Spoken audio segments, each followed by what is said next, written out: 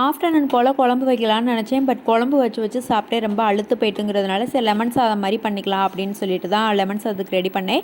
First வந்து சாதத்தை வடிச்சிடலான்னு நினச்சி தான் அந்த சட்டியில் வந்துட்டு அரிசியை போட்டேன். அப்போ தான் யோசனையே சரி குக்கரில் வச்சு செஞ்சால் லெமன் சாதத்துக்கு கொஞ்சம் நல்லாயிருக்கும் அப்படிங்கிறதுக்காக குக்கர்லேயே வந்துட்டு விசில் வச்சு விட்டுட்டேன். சைடிஷ்க்கு வந்துட்டு கேரட் பீன்ஸ் போட்ட பொரியல், அப்புறம் உருளைக்கிழங்கு லைட்டாக வறுத்துட்டு முட்டை வந்து ஆம்லேட் போட்டுக்கலாம் அப்படின்னு சொல்லிட்டு தான் யோசிச்சுட்டு இருந்தேன். ஆக்சுவலி நம்ம குழம்பு சாதம் வச்சா கூட இவ்வளோ சைடிஷ் வந்துட்டு நம்மளுக்கு தேவைப்படாது. ஆனால் அந்த மாதிரி ஒன் பார்ட் ரைஸ் வச்சோம் அப்படின்னா கொஞ்சம் சைடிஷ் நிறையா இருந்தால் கொஞ்சம் நல்லா இருக்கும் இல்லையா? அதனால கேரட் பீன்ஸ் பொரியலுக்கு வந்துட்டு ஒன்றுமே இல்லை. நான் வெங்காயம், கடுகுளுந்த பருப்பு, காஞ்ச மிளகாய் மட்டும் போட்டுட்டு அப்படியே ராவாவே போட்டு லைட்டாக வதக்கி விட்டுட்டு தேங்காய் பூ போட்டு மட்டும் இறக்கிடுவேன். இந்த மாதிரி ஒரு சில பேர் வந்துட்டு என்ன பண்ணுவாங்கன்னா அந்த பீன்ஸையும் கேரட்டையும் வேக வச்சுட்டு அதுக்கப்புறம் தாளிச்சு விடுவாங்க. அதெல்லாம் தேவையே கிடையாது. லைட்டாக ஒரு 5 மினிட்ஸ் மட்டும் வெந்தாலே போதும். கிறிஸ்பியாக நல்லாவே சூப்பராக ரெடி ஆகிருக்கும். சைட் பை சைடு வந்துட்டு உருளைக்கிழங்கும் ரெடி ஆகிடுச்சு. லெமன் சாதத்துக்கும் நான் கிண்டி வச்சுட்டேன். சாப்பிட போகிறப்ப மட்டும் ஆம்லேட் போட்டுக்கிட்டு அவ்வளோதான்.